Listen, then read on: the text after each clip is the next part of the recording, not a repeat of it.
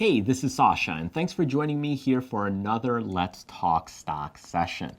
And today I want to share with you about why you really shouldn't focus or trade off of analysts' ratings. So what I mean by analyst is those analyst reports that you see on different websites. So for example, you might be going into a website trying to choose which stock to get into or what to buy. What is it that you want to invest in? And different analysts do things differently. They might do things, we'll just say thumbs up. So some analysts might give you 2 thumbs up, 3 thumbs up, 4 thumbs up out of 5. Okay, so you're missing a few. Others may give you stars. So this is a 2 out of 5-star rating. And they also usually give you a price target. So for example, it might be a price target of $120 or $80 for that stock. And they give you these targets in a way to show you, okay, what's the potential? What do they say? Others may do something like, okay, well, this one is a buy. Another one might be a hold. And then the other one is a sell. Okay, so there's different types of analyst reports, and they all have their own different ways of analyzing and evaluating stocks. Now for you as a regular investor, as a casual person who's looking to get in, buy some shares, make some money, grow your nest egg in the future, you're probably looking at these things thinking that these people right here are probably smart. They're probably a genius or know what they're doing, or maybe they have more experience than you. But when you look beyond the surface, when you start digging deeper, in reality, this is going to hurt you much more when you start looking at analyst reports. I'm going to share with you why this happens and how this ultimately happens and really why you should avoid this. Because if you're thinking that they know better, the reality is farther from the truth. In fact, most of the time, you'll choose stocks much better than they will because you know your risk tolerance. You know what you want. You know your holding time. You know what things work for you. But when you're looking at these things, and maybe one analyst right here might say a buy, but if that stock doesn't match to your risk tolerance, to your personality, to the trading that you like to do, then it's probably a bad decision because when things go against you, when things are in trouble, you're going to have to wonder, what do you do with that stock? And coming back to this analyst, and they might still say, well, continue to buy it. When in fact, your account is panicking. It's going down in a big, big way. So again, looking at things from a surface level, this may seem like a good idea, but in reality, it's really horrible. I'm going to share with you how this really works and ultimately why also these analysts aren't always exactly truthful on what they truly believe. And I won't mention any names, but just to give you some perspective, let's say analyst number A, we'll call him Andy, we'll call the next one Joe, and the other one Robert. Okay, so we have 3 different analysts right here that are all looking at a certain stock. And we'll call this stock, let's see, right here, we'll call this stock, they're evaluating stock X, Y, Z. Okay, so this is the stock they're evaluating, Andy, Joe, and Robert, and currently XYZ is trading at, let's say, $80 per share, make things simple. Okay, so now what happens is every time, so periodically, these analysts produce reports, right? Whether they work for a company, whether they work for a certain industry, whatever the reason is. They output reports that get listed right here. They have collaborations with different companies, and the reports come out. Now, here's the thing that happens. Okay, so let's say Andy believes this stock is heading higher in a big, big way. Okay, so this guy's really positive. This guy's kind of neutral, and this guy thinks it's going to tank in a big way.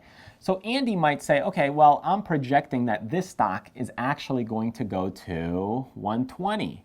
Okay, so my projection is $120 a share, usually within 6 months, 12 months, whatever the time frame is. So 120, accumulate, buy that stock. Joe over here thinks it's going to be a little flat, so he'll say, oh, well, it might increase a little bit. He's kind of on the fence. He's still positive on the stock, but it probably won't go up as much. But Andy, right here, this guy put in his analysis report first. So Joe's already looking at Andy and saying, hey, well, he's kind of positive on it or pretty strongly positive. So again, the crowd, the herd mentality, what typically happens now is instead of the 120, he might say, well, I'm a little more neutral. So I might say, okay, it's actually more of a $90 stock to me. That's what I see it as. Robert over here actually believes this stock is going to go down to 60. Okay. Now, in fact, if he believes this, but he sees all his peers, everybody else is positive on the stock. You got to remember, he's worried about his job. He's working for a company. He's worried that if he's not in alignment and if the stock does go higher, he could lose his job or he won't be as credible, right? Because these people are working for a job. And this is how politics works as well. Everybody's trying to sugarcoat things and, they're trying to make sure that this one side doesn't get hurt because of this concept, the herd mentality. They're always worried about themselves first. That's the first priority. And this is what happens with analysts. So even though he may really believe it's 60 inside of him, all of a sudden his mindset slowly starts to shift and he might say 80 or he might say 85. Okay, he's not going to go way beyond this because there's no point because his mindset is at 60. He probably won't go to 120. He won't go to 90. He probably won't stick at 80. He might stick to 80 or 85, maybe more so 85, just a little positive. If he's really brave, depending on how brave he is, he might say 70, but he won't say 60, because again, of what happens if it does go up, and he's the only one who said this stock is going to go down, whereas everybody else said it's going to go up. And if it does go to 120, if he said 60, he could lose his job, and that's it. He's job hunting, he's analyzing in a bad way. So it's important that they're kind of consistent on a relative basis. And this is where the herd and crowd mentality really happens because they're all really in this basket. So they're all shooting, if we take two little bullseyes right here, they're all shooting in kind of these ranges. So whether one side is, say, this is a positive, this is a negative, or a bullish or bearish, you could say this is bearish and this is bullish. They all try to hit over here. So even though you may think, or this analyst believes, and he's a little bit out of there, instead of going right here, he might actually bring that analyst or evaluation a little bit tighter just so that he's not too far away from the mean or from that range. Because once you're so far away from that range, you could lose your job. And if you lose your job, well, that affects you personally in a big way. So that's what happens with these analysts is this buy, this hold, this sell, all this stuff really, it's all useless garbage that you don't really have to pay attention to because it doesn't apply to you in the same way. Now, if you get really good at understanding a certain analyst, they've been there for a while, and they show you time and time again that, okay, I'm fairly consistent in these areas, and they're always consistent time and time again to show you that it matches with your risk tolerance, then by all means, this could be helpful. But in general, here's kind of the problem. If a certain stock starts to head lower and things start to go down, and you put on a trade and you bought this one stock right here because you thought that guy said it was going to go up, and now it starts heading down, now what are you going to do? Are you going to call this guy up? He's probably not going to be reachable or on the phone. You don't know what to do. What was his plan? You don't know. You don't have the same plan. You don't have the same system. You don't have the same strategy. So it's not going to work. So you're not going to be consistent. And especially if you start taking things from different people. One day you choose from Andy, another day you choose from Joe, another day you choose from Robert on your stock picks, or another month, another year. So there's different analysts. They think differently. Everybody thinks differently. I think differently than other traders. So if you're constantly hopping around, it's good to get a lot of perspectives. But ultimately, when you're making trading decisions, it comes down to you. What is your risk tolerance? What is your plan? What is it that you are going to do when you take profits, when that stock heads higher, when that stock heads lower? What are you going to do? So that's what it comes down to. So these analyst reports, all of them are just about useless, in my opinion. It's good to give you a big perspective. Okay, they say buy, but don't just make a decision on trading simply from those reports. That's my whole point and focus, is that when you start looking at these things, and this is your report, don't make your only decision based on this.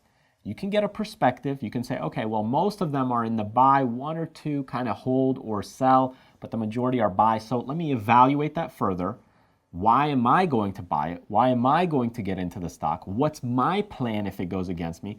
What am I going to do if it goes higher in my favor? Or what am I going to do if it goes against me? And where am I going to take my profits? Where am I going to take my losses? That's ultimately what you need to be thinking about. But if you're only making decisions based on this, it can definitely whip you around. And you're just making blind decisions and blind choices. You might as well just throw a dart at, put a few stocks on the dartboard, throw a dart and see which one lands, because that's how you're picking it when it comes to these analyst reports. Because remember, in the end, it comes down to their job first. They're not going to be all on one side or another, but they're going to try to be close. Okay, they don't want to stray too far away from one person or another, because if you're kind of in line, if you're kind of with the mean, you're not going to be punished as badly. And this is how a lot of things work in our society. This is how politics works. This is how getting a job works. This is how your friend circle works. If you have a lot of friends, and let's just say you take your 5 closest friends, average them out, and it's probably you. It's the same theory and the same concept, is that, it's that circle, the crowd, that mentality. And most people, they have trouble getting away from that range, from getting new friends or experiencing differences in their lives, trying new trading strategies, the same thing. So here with analysts, throw it all away, forget about it, create your own strategy, your own risk tolerance, your own risk level, figure all those things out and start making a plan, a trading idea and concept of how you're going to attack every single trade, and what you're going to do if it goes against you, what you're going to do if it goes in your favor. How are you taking money off the table? That's what trading's all about. Watching your risk and taking that money off the table. Creating a plan for you, because everybody is different. You're not the same like another person, even if it's your best friend, your brother, your sister. You all have different concepts, different mentalities, and different ways of looking at things. Your perspective and your model of reality is different from someone else's. So thanks for joining me in this video. I hope you really got some insight from it, because it's one of those things that a lot of beginners get a little bit tricked into thinking, okay, well, this analyst knows a little bit better than me, or this analyst, might know something that I don't. And you can't look at things like that. Even if you're brand new, even if you're just starting in trading, don't believe a lot of these things, that a lot of these reports that come out. Look at yourself. Always look at yourself. Don't even look at what I'm doing and what I'm sharing. Those are just concepts and ideas to get you to think, to get you to educate yourself, so that you can make your own logical and rational decisions at some time in the future when you're putting on a trade. It's not about me just feeding information to you. It's about you growing and about you making your own personal decisions in the future. So hopefully this gave you a little bit of an eye-opener to how things work, at least in the analyst perspective, but then take things deeper. Don't just look at it surface level. Same thing happens in a lot of areas of life. So in either case, thanks again. I hope you enjoyed this video. If you want to see other training videos like this one, click the thumbnail here. But if you want to get insight to some of the live classes that I do and webinars, click the button right here, get on my newsletter list, because that's who I share my live classes with. And if you're on the newsletter list, you can get insight, get the link, and join me live for a free session. Thanks again, and I'll see you next time.